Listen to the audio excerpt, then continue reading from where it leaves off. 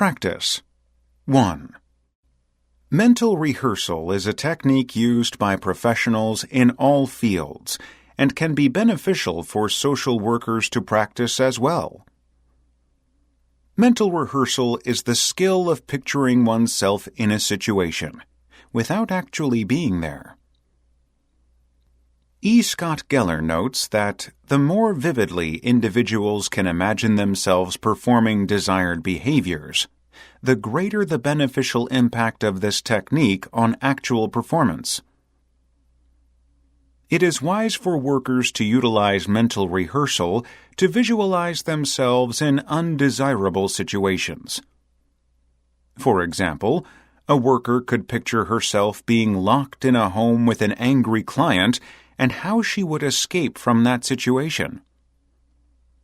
By mentally taking oneself through that circumstance and imagining what one would do in that situation, the body and mind are more likely to respond favorably rather than to freeze, if that situation were to ever occur. Consequently, the worker would be more prepared to respond to that unsafe scenario by having practiced the response during the mental rehearsal. Practice. 2.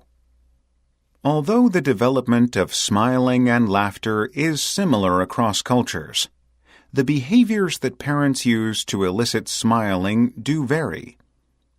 For example, American mothers rely largely on toys and objects to elicit smiling from their infants, whereas Japanese mothers are likely to engage infants in social stimulation.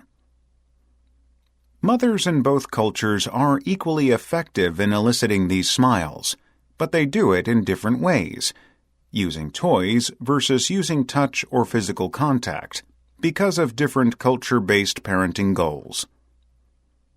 In the United States, mothers place high value on promoting autonomy and independent exploration of the object world. Japanese mothers, in contrast, place high value on strengthening mutual dependency and making the infant an extension of themselves.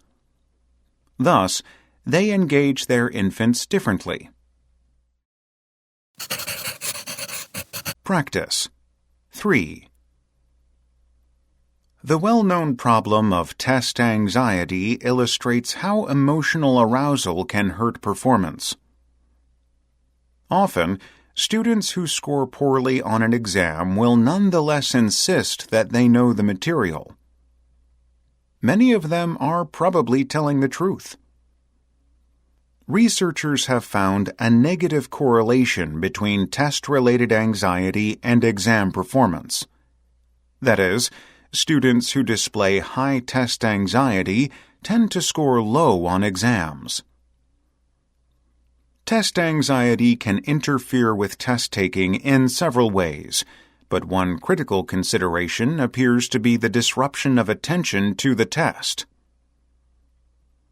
Many test-anxious students waste too much time worrying about how they're doing and wondering whether others are having similar problems. In addition, there is evidence that test anxiety may deplete one's capacity for self-control, increasing the likelihood of poor performance. In other words, once distracted, test-anxious students might not have the self-control to get themselves back on course. Practice. 4.